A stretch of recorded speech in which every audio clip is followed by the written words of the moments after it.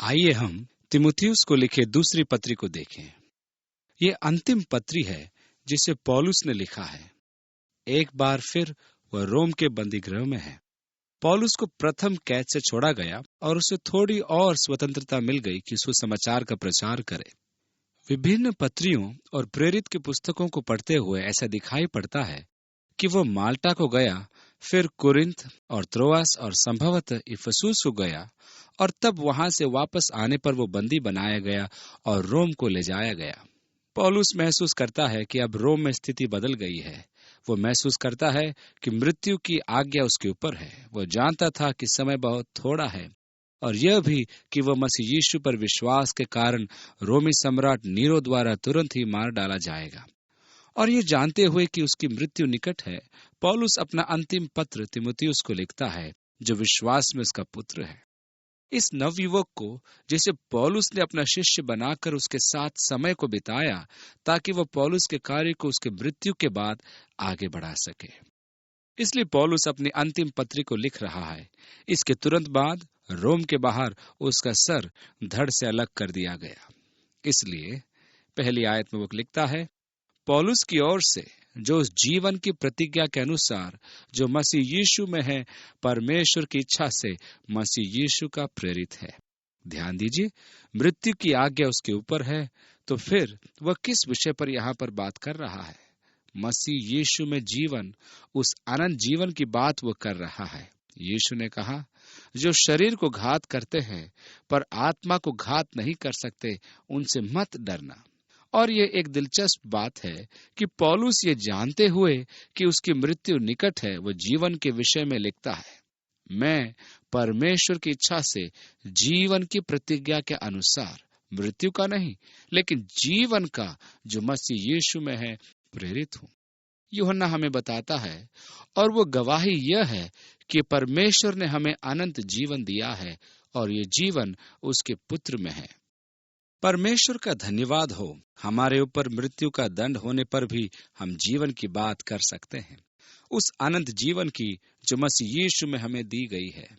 जब एक धनी युवक यीशु के पास आया और उसके पैरों पर गिरा और कहा, हे गुरु, मैं कौन सा भला काम करूं कि अनंत जीवन पाऊं? उसने मसीह में जीवन के गुण को देखा और उसने उसे पाने की इच्छा की। वो जीवन का गुण जिसे हमारे विश्वास के द्वारा यीशु मसीह में हमें मिलता है। जिसके पास पुत्र है, उसके पास जीवन है। अगली आयत, प्रिय पुत्र तीमुथियुस के नाम। ध्यान दें, पौलुस जान चुका था कि संभवतः यह उसका अंतिम पत्र है, इसलिए वह तीमुथियुस के प्रति प्रेम से भरा हुआ यह कथन प्रिय पुत्र तीमुथियुस लिखता है।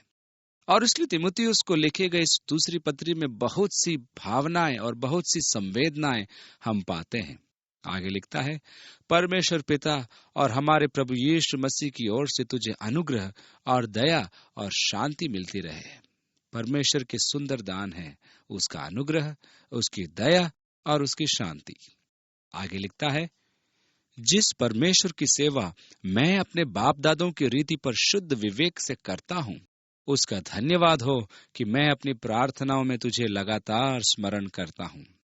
वे व्यक्ति जिन्हें परमेश्वर उपयोग करता है, प्रार्थनाशील व्यक्ति होते हैं।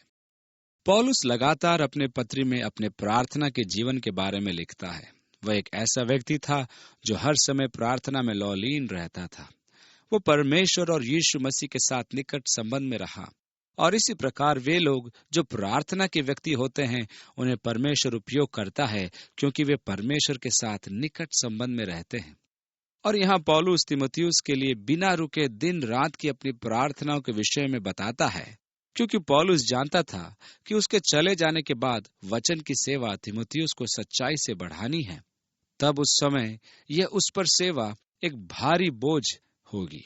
जब पौलुस ने तीमुथियुस को फिलिप्पी की कलीसिया में भेजा, उसने कहा, मैं अपने प्रिय पुत्र तीमुथियुस को तुम्हारे पास भेजूंगा, क्योंकि मेरे पास ऐसे स्वभाव का कोई नहीं जो शुद्ध मन से तुम्हारी चिंता करे। तीमुथियुस ही वो व्यक्ति था जिसने पौलुस के जीवन के अनुसार अपने जीवन को ढाला।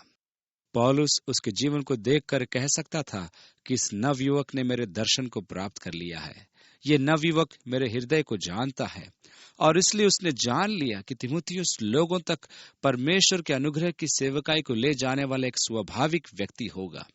और इसलिए इसमें कोई शक नहीं कि पौलुस ने रात और दिन तीमुथियुस के लिए प्रार्थना करने में समय क्यों व्यतीत किया। हे परमेश्वर, वह एक नवयुवक है प्रभु, उसके पास अनुभव नहीं है, लेकिन हे परमेश्वर उसको उपयोग कर, उसकी सहायता कर, उसको आशीष दे प्रभु। ऐसी प्रार्थना पौलुस शायद तीमुथियुस के लिए करता था। और आगे पौलुस लिखता है, और मैं तेरे आंसुओं की सुधि करके रात दिन तुझसे भेंट करने की लालसा रखता हूं। अंतिम बार जब पौलुस ने तीमुथियुस को इफिसुस में देखा और उसे वहीं पर छोड़कर जाने लगा, तब इसमें संदेह नहीं कि तीमुथियुस रोया होगा, क्योंकि वो पौलुस के साथ जाना चाहता था। पौलुस, जैसा कि विश्वास किया जाता है, ऐसे समय पर इफिसुस में पकड़ा गया जब रोमी शासन कलीसिया को फिर से सताने लगी थी। और संभवतः जब वे पौलुस को बंदी बनाकर रोम को वापस ले जा रहे थे और पौलुस ने जब तीमुथियुस को अपना अंतिम विदाई दी, तीमुथियुस बिलख बिलख कर रो पड़ा होगा। परंतु यह भी आवश्यक था कि तीमुथियुस वहीं पर ठहरे और उन भाइयों को जो इफिसुस की कलीसिया में हैं दृढ़ करे, जो झूठे शिक्षकों द्वारा भरमाए जा रहे थे। इसलिए तीमुथियुस रो रहा था और पौलुस याद करता है कि किस प्रकार से उसका प्रिय सहकर्मी प्रभु में उसका पुत्र तीमुथियुस की आंखों से आंसू आ रहे थे। वह कहता है, ओह, मैं तुझसे भेंट करने की लालसा रखता हूँ, मुझे तेरे आंसू स्मरण आते हैं और मैं तुझको देखना चाहता हूँ। और आगे पौलुस लिखता है कि मैं आनंद से भर जाऊं। यीशु मसीह के द्वारा क्या ही श्रेष्ठ संबंध पुरुषों के बीच और स्त्रियों के बीच उत्पन्न होते हैं। ये हम सब परमेश्वर के परिवार हैं, जिसमें हमारा निजी परिवार भी शामिल है। वह बंधन जो परमेश्वर हमारे हृदयों में और हमारे जीवनों में एक दूसरे के प्रति उत्पन्न करता है, वह प्रेम का बंधन है। पौलुस आगे कहता है, मुझे तेरे उस निष्कपट विश्वास की सुधि आती है, या शुद्ध विश्वास की, जो पहले तेरी नानी लोइस और तेरी माता यूनिके में था, और मुझे निश्चय है कि तुझ में भी है। तीमुथियुस की परवरिश एक ऐसे परिवार में हुई जो परमेश्वर का भय मानती थी। यह कितने आशीष की बात है कि एक परमेश्वर का भय मानने वाली दादी हो। यह कितने आशीष की बात है कि एक परमेश्वर का भय मानने वाली माँ हो। मेरी दादी एक बहुत ही अच्छी स्त्री थी। वह जिस कलीसिया में आराधना के लिए जाया करती थी, वहां का पासबान जो वहां की कलीसिया में आया था, उसका विवाह नहीं हुआ था, और इसलिए वो उस पासबान के साथ विजिटिंग में जाया करती थी, जिससे कि लोगों के विचारों में उनके चरित्र के प्रति कोई संदेह न उठ पाए। खासकर जब ऐसे घर में जाना होता था जहां कोई जवान बहन रहती हो। उन्होंने परमेश्वर के प्रति एक समर्पित जीवन बिताया कि प्रभु की सेवा करे। उनके जीवन की यही इच्छा थी कि परमेश्वर की सेवा करे। जब वह अस्पताल में कैंसर की वजह से भर्ती थी, तो उस समय उस अस्पताल में नर्सों की कमी थी, और इसलिए मेरी दादी उठकर दूसरे मरीजों की देखभाल करती थी, क्योंकि सिर्फ सेवा करनी ही उनके जीवन का उद्देश्य था। उनका जीवन परमेश्वर के प्रति सेवा और उसमें भरोसा रखने का जीवन था। हाल ही में मैंने उनके कब्र पर यह वाक्य खुदा हुआ पाया कि यीशु कभी भी निराश नहीं करेगा, और ये उनके जीवन का आधार था। यह उनके परमेश्वर में विश्वास का जीवन था, और इसलिए परिवार के सदस्यों ने उनके कब्र पर यह खुदवाया कि यीशु कभी भी निराश नहीं करेगा, क्योंकि यह कथन मेरी दादी के जीवन के सार को बताता है। मैं ये नहीं जानता कि मेरी दादी की कब्र में ऐसा खुदा हुआ था, लेकिन मेरी माँ के कब्र के पत्थर पर हमने खुदवाया, यीशु कभी भी निराश नहीं करेगा, क्योंकि वह विश्वास जो मेरी दादी में था, मेरी माँ को भी मिला था। और मैं याद करता हूँ कि जब हम छोटे थे तो मेरे छोटे भाई को अस्थमा की बीमारी थी, और जब उस बीमारी का प्रभाव होता था, तब वो घरघराहट के साथ सांस लेता था, वो सो नहीं पाता था। हमारे पास एक पुरानी झूलने वाली कुर्सी थी जो चरचराती थी। अब भी मैं स्मरण करता हूँ कि कैसे बिछौने पर लेटे हुए अपने भाई के घरघराहट की आवाज को मैं सुन पाता था।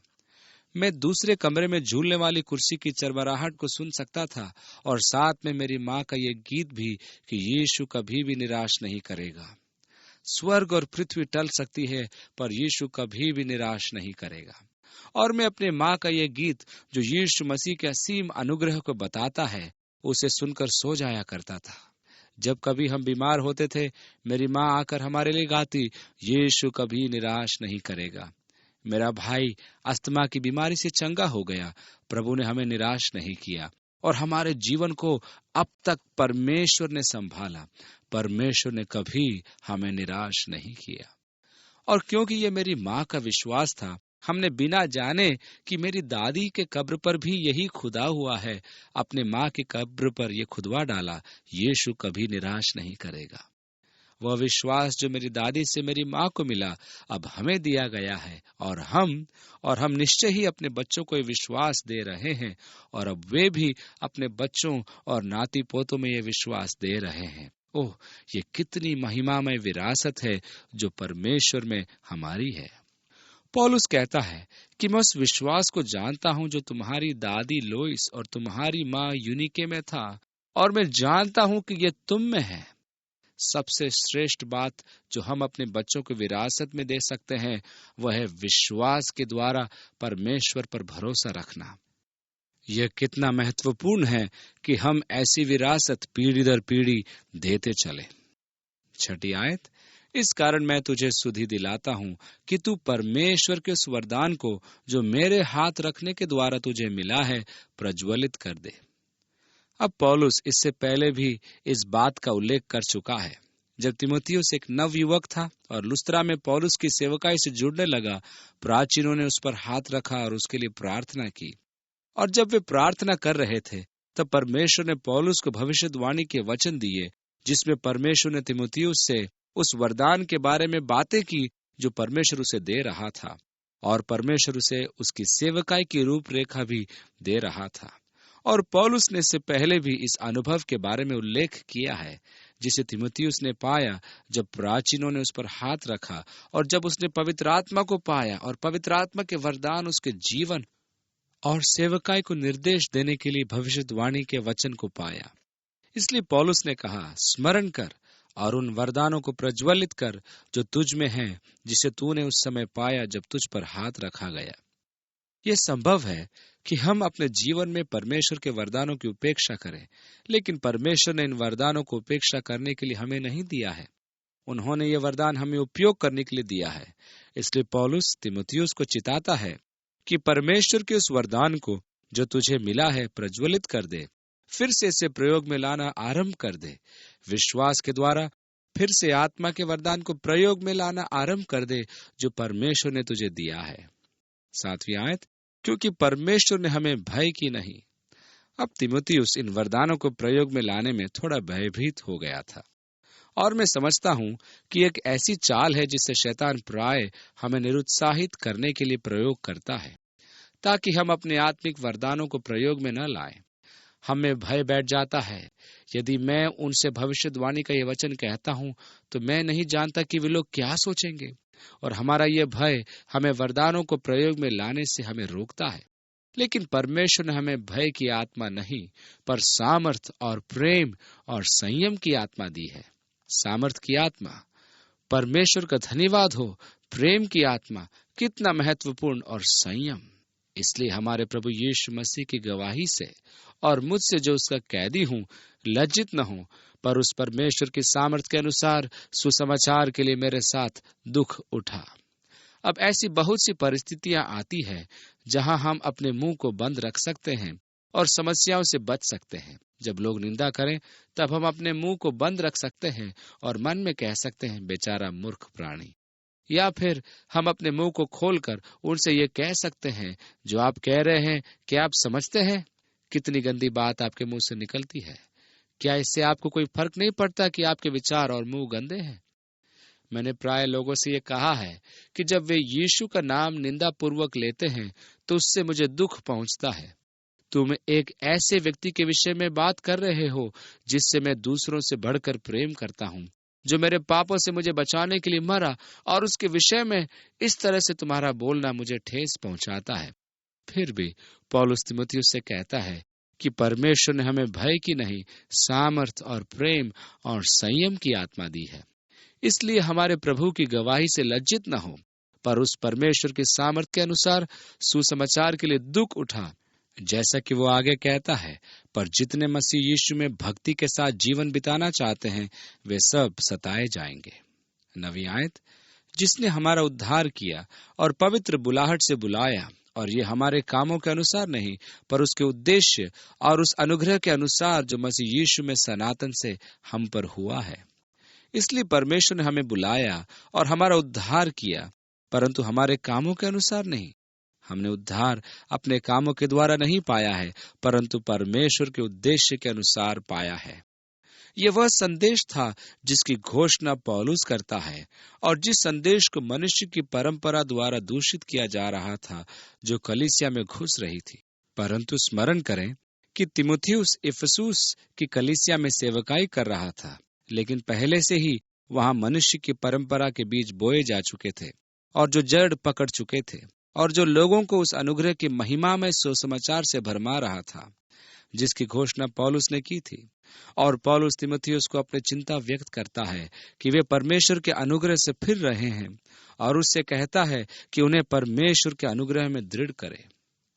कुछ वर्षों के बाद यीशु ने इफिसुस की कलीसिया को पत्र लिखा, और उस समय कलीसिया में सब कुछ ठीक नहीं था। वास्तव में यीशु ने इफिसुस की कलीसिया को मन फिराने के लिए कहा, और उसने कहा कि यदि तू मन न फिराएगा तो मैं अपनी उपस्थिति को तुम्हारे मध्य से हटा दूंगा। वे एक ऐसी अवस्था में पहुंच गए थे जहां उनका पूरा धर्म एक कर्म बनकर रह गया था, क्योंकि प्रभु ने कहा, मैं तेरे काम और तेरे परिश्रम को जानता हूं। वे परमेश्वर के साथ सिर्फ विधिवत संबंध बनाए हुए थे। वे कामों पर आधारित उद्धार को पाना चाहते थे। पौलुस कहता है, जिसने हमारा उद्धार किया और पवित्र बुलाहट से बुलाया, और ये हमारे कामों के अनुसार नहीं, पर उसके उद्देश्य और उस अनुग्रह के अनुसार जो मसीह यीशु में सनातन से हम पर हुआ है। अब प्रभु के साथ विधिवत संबंध का परिणाम वास्तव में उसके साथ संबंध तोड़ना है, क्योंकि यीशु आपके साथ विधिवत संबंध रखना नहीं चाहता। वो आपसे प्रेम के संबंध की इच्छा रखता है। वो चाहता है कि आप उससे प्रेम में संबंध रखें, और इसलिए वो इफिसुस की कलीसिया से कहता है, तूने अपना पहला सा प्रेम छोड़ दिया है। तुम्हारे पास सब प्रकार के अच्छे काम हैं, लेकिन मुझे तेरे विरुद्ध यह कहना है कि तूने अपने पहला सा प्रेम छोड़ दिया है। मैं तुम्हारे साथ विधिवत संबंध नहीं चाहता हूं, मैं तुम्हारे साथ प्रेम का संबंध चाहता हूं। और आज यीशु आपके साथ इस प्रेम के संबंध को स्थापित करना चाहता है। वो आपके इन सब छोटे नियमों और रीतियों को मानने से आपके परिश्रम को देखना नहीं चाहता। वो चाहता है कि आप उससे सच्चा प्रेम रखें। मुझे तेरे विरुद्ध यह कहना है कि तूने अपना पहला सा प्रेम छोड़ दिया है। इसलिए स्मरण कर कि तू कहां से गिरा है, और मन फिरा और पहले के समान काम कर। कहने का मतलब यह है कि ऐसा काम करें जो प्रेम से प्रेरित होकर किए जाए, नहीं तो तेरी दीवट को उसके स्थान से हटा दूंगा। दीवट का स्थान कहाँ था? यीशु उनके बीच चल रहा था। इसलिए यीशु कहता है, मैं अपनी उपस्थिति को तुम्हारे बीच से हटा लूंगा यदि तुम मेरे साथ विधिवत संबंध बनाने की चेष्टा करोगे। मैं विधिवत संबंध नहीं चाहता, मैं तुम्हारे साथ प्रेम का संबंध रखना चाहता हूं। और इसलिए पौलुस उसे प्रोत्साहित कर रहा है कि अनुग्रह में परमेश्वर ने अपने पवित्र बुलाहट के साथ हमें बुलाया है, लेकिन परमेश्वर ने आपको आपके कामों के कारण नहीं बुलाया, या फिर इसलिए कि आप इसे पाने के योग्य हैं, परंतु सिर्फ अपने उद्देश्य को पूरा करने के लिए उस प्रेम और उस अनुग्रह के अनुसार जो मसीह यीशु में सनातन से हम पर हुआ है, हमें बुलाया है। आगे लिखता है, पर अब हमारे उद्धारकर्ता मसीह यीशु के प्रकट होने के द्वारा प्रकाशित हुआ। परमेश्वर ने हमेशा हमसे प्रेम किया, लेकिन यह प्रेम प्रकट हुआ मसीह यीशु के प्रकट होने के द्वारा। जरा देखें, आकाश परमेश्वर की महिमा का वर्णन कर रहा है, और आकाश मंडल उसकी हस्तकला को प्रकट कर रहा है, दिन से दिन बातें करता है। यह भजन 19 में से मैंने पढ़ा। मुझे ऐसे व्यक्ति से कोई विवाद नहीं जो कहता है कि परमेश्वर मुझसे प्रकृति के द्वारा बातें करता है। परमेश्वर वास्तव में प्रकृति के द्वारा मुझसे बातें करता है, और जब परमेश्वर मुझसे प्रकृति के द्वारा बातें करता है तो मुझे अच्छा लगता है। समुद्र के तट पर चलना मुझे अच्छा लगता है, मुझे समुद्री लहरों में तैरना अच्छा लगता है, मुझे सूर्यास्त को देखने में आनंद मिलता है, मुझे रेगिस्तान में खुले आकाश के नीचे बैठकर ऊपर तारों को और विशाल आकाश गंगा को देखना अच्छा लगता है, मुझे बहती हुई झरनों को देखने में आनंद मिलता है। मैं प्रकृति से प्रेम करता हूँ। परमेश्वर प्रकृति के माध्यम से मुझसे बात करता है।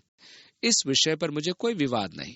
पवित्र शास्त्र बताता है कि परमेश्वर प्रकृति के द्वारा आपसे बातें करता है, दिन से दिन बातें करता है और रात को रात ज्ञान सिखाती है।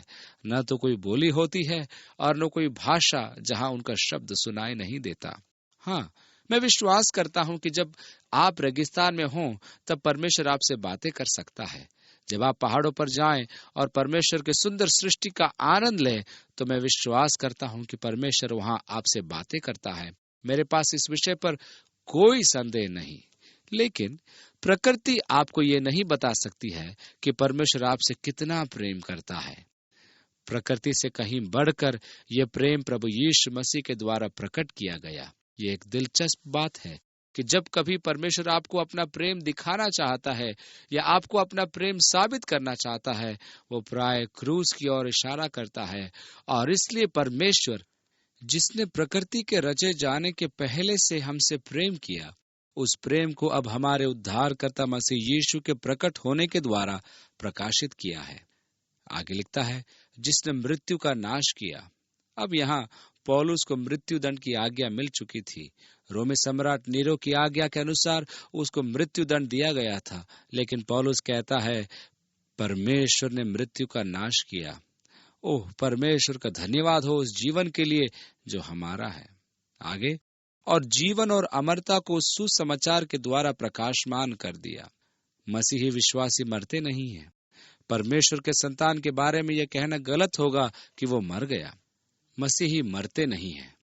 प्रेरित पौलुस कहता है, क्योंकि हम जानते हैं कि जब हमारा पृथ्वी पर का डेरा सरीखा घर गिराया जाएगा तो हमें परमेश्वर की ओर से एक ऐसा भवन मिलेगा जो हाथों से बना हुआ घर नहीं परंतु चिरस्थायी है।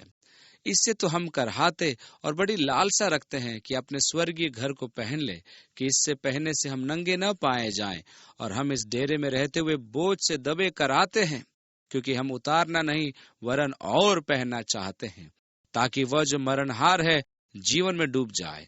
जिसने हमें इसी बात के लिए तैयार किया है वो परमेश्वर है, जिसने हमें बयाने में आत्मा भी दिया है। इसलिए हम सदा ढाढ़स बांधते रहते हैं और ये जानते हैं कि जब तक हम देह में रहते हैं तब तक प्रभु से अलग है, क्योंकि हम रूप को देखकर नहीं पर विश्वास से चलते हैं। इसलिए हम ढाढ़स बांधते रहते हैं और देह से अलग होकर प्रभु के साथ रहना और भी उत्तम समझते हैं। इसलिए जब एक मसीही मरता है, ये कहने के बदले ओह वो पिछले सप्ताह मरा, हमें कहना चाहिए वो पिछले सप्ताह चला गया। जिसने मृत्यु का नाश किया और जीवन और अमरता को लाया। यीशु ने मार्था से कहा, पुनरुत्थान और जीवन मैं ही हूँ। जो कोई मुझ पर विश्वास करता है वह अनंत काल तक न मरेगा। क्या तू इस बात पर विश्वास करती है? यह सुसमाचार है। यह है सुसमाचार जिसकी हमें घोषणा करनी है। प्रभु ने मृत्यु का नाश किया। जो उस पर विश्वास करता है वो जीवित रहता है और कभी नहीं मरता। यह महत्वपूर्ण है और यह वांछित है। मैं इस शरीर रूपी इस पुराने डेरे में सदा रहना नहीं चाहूंगा। मेरे जीवन का प्रत्येक दिन परमेश्वर थोड़ा सरल बना रहा है ताकि मैं आराम से चल पाऊं। मुझे पीड़ा और चिड़चिड़ाहट होती है जो पहले कभी नहीं थी। सुबह उठने पर परेशानी की बात यह है कि मुझे फर्श पर चलने से बड़ी कठिनाई होती है। यह दयनीय अवस्था है जो दर्शाता है कि मैं बूढ़ा होता जा रहा हूँ। मेरा पुराना डेरा धीरे धीरे मिट रहा है, लेकिन मेरे पास परमेश्वर का भवन है, क्योंकि परमेश्वर ने मृत्यु का नाश किया है और हमारे लिए जीवन और अमरता लाया है। 11वीं आयत, जिसके लिए मैं प्रचारक और प्रेरित और उपदेशक भी ठहरा। 3 बातें जिन्हें करने के लिए पौलुस को बुलाया गया था। वह एक प्रचारक था, वह एक प्रेरित था, वह एक उपदेशक था।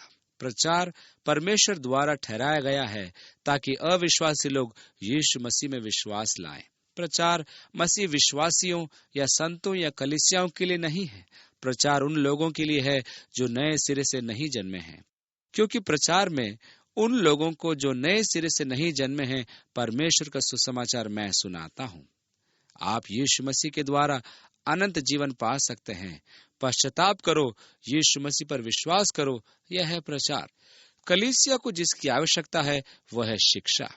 आज की कलीसिया की निर्बलता यह है कि कलीसिया में आज प्रचार तो बहुत होता है परंतु शिक्षा अधिक नहीं दी जाती है। कलीसिया में हद से ज्यादा प्रचार हो चुका है और आज जिसकी कलीसिया को आवश्यकता है वह शिक्षा है। ये सिखाना कि किस तरह चलना है, ये सिखाना कि किस तरह बढ़ना है, ये सिखाना कि किस प्रकार से परमेश्वर के साथ अपने संबंध को बढ़ाना, यही है वह जिसकी कलीसिया को आवश्यकता है। वचन की सही शिक्षा, और यहीं पर कलीसिया असफल हो रही है।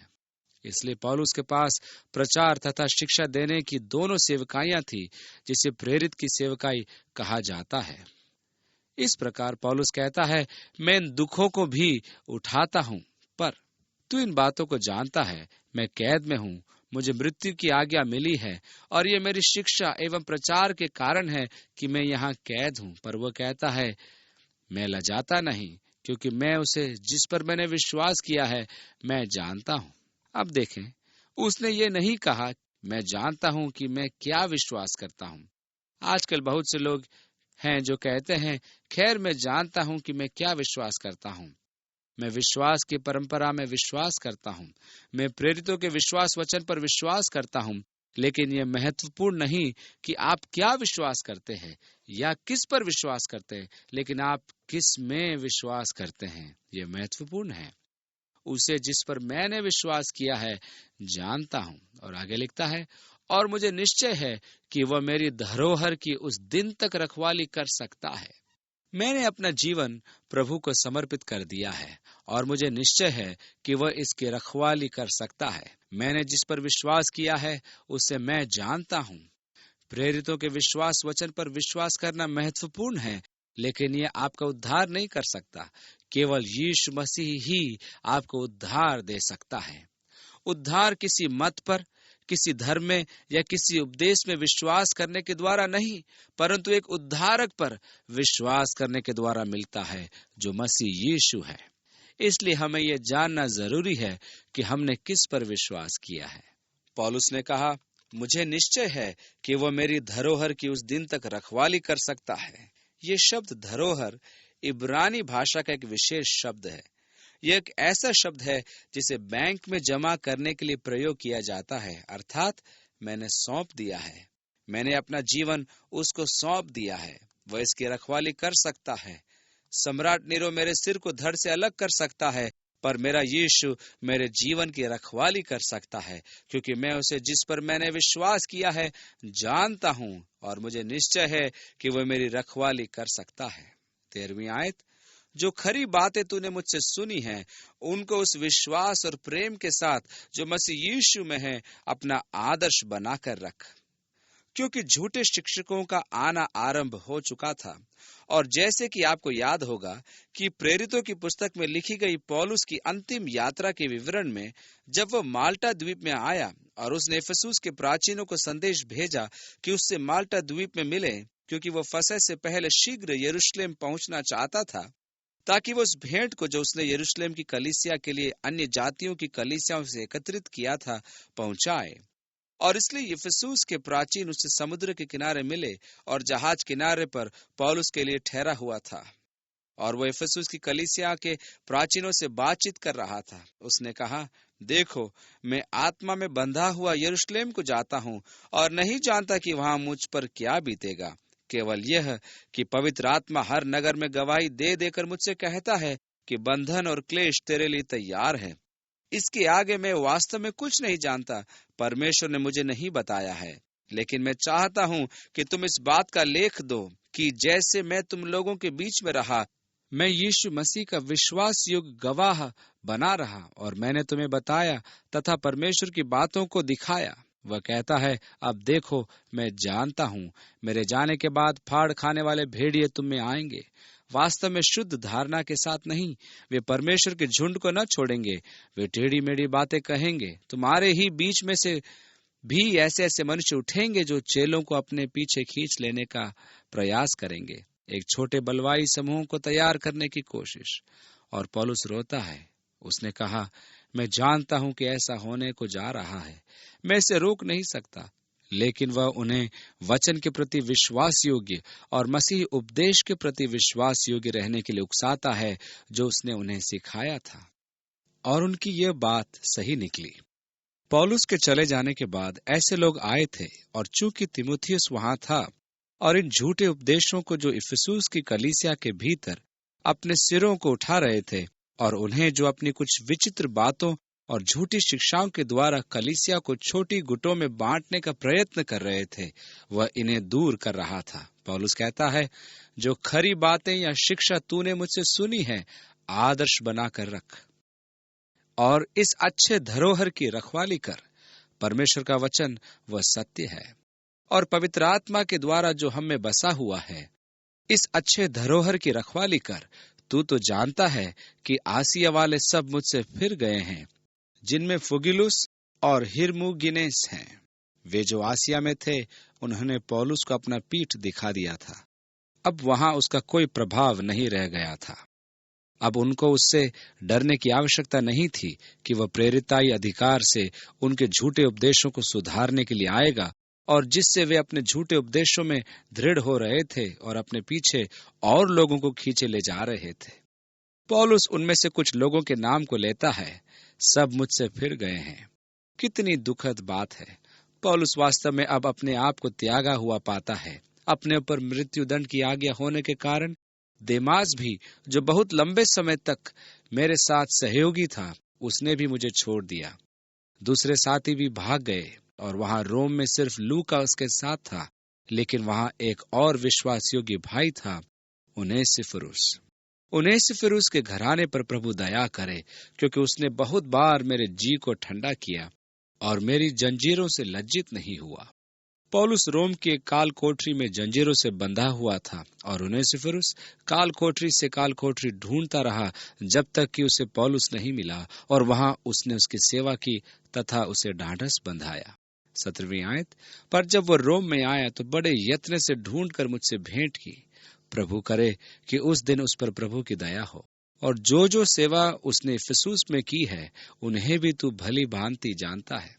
इसलिए यह उनेसिफुरुस एक धनी व्यक्ति था और उसने पौलुस की सेवा की जब वह इफिसुस में था, और फिर वह रोम में आया और उसने पौलुस को तब तक ढूंढा जब तक कि उसे पाया नहीं, और वहां भी उसकी सेवा की। पौलुस उसके ऊपर प्रभु की दया और आशीषों के लिए सराहना करता है।